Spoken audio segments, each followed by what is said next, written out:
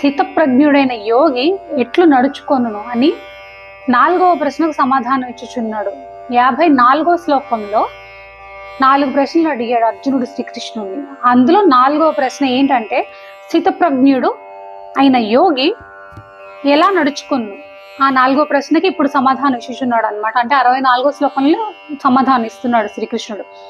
మనస్సు ఇంద్రియములు వశములోనున్న సాధకుడు విషయముల యందు ఎలా చరించును, దాని ప్రభావం ఏంటి అన్న విషయములను 2 శ్లోకములలో తెలుపుచున్నాడు. 64, 65 శ్లోకాల్లో మనం శ్లోకం చదువుకుందాం. రాగద్వేష వియుక్తైస్తు విషయానింద్రియైశ్చరాన్ ఆత్మవశ్యైర్విధేయాత్మ ప్రసాదమధిగచ్చతి. దీని అర్థం ఏంటంటే, అంతఃకరణమునను వశమునందుంచుకొనిన సాధకుడు రాగద్వేష రహితుడై ఇంద్రియముల ద్వారా విషయములను గ్రహించుచున్నను మనశ్శాంతిని పొందును.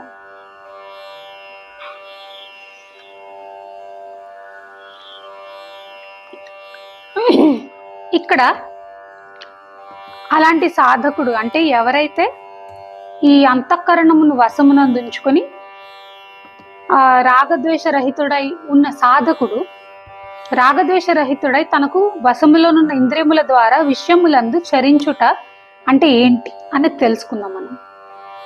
సామాన్య మానవుల ఇంద్రియములు స్వతంత్రములు, విశృంఖలములు. అవి వారి వశములో ఉండవు. ఆ ఇంద్రియముల యందు రాగద్వేషములు నిండి ఉండును. ఆ కారణమున మనుష్యుడు ఇంద్రియములకు వశుడై భోగములను అనుభవించుచు ఉచితానుచితములను విస్మరించి ఏదో ఒక విధముగా భోగ సామగ్రిని సమకూర్చుకొనుచు ఆ భోగానుభవముల నుండి రాగద్వేషములు ఏర్పడి సుఖదుఖములను పొందుచుండును. అతడు ఆధ్యాత్మిక సుఖములను అనుభవింపజాలడు.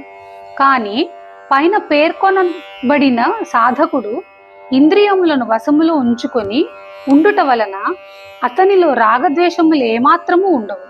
అందువలన అతడు తన వర్ణాశ్రమ పరిస్థితులను అనుసరించి తన యోగ్యతను బట్టి లభించిన భోగముల యందు రాగద్వేషములు లేకుండా సంచరించును. అతన్ని చూచుట వినుట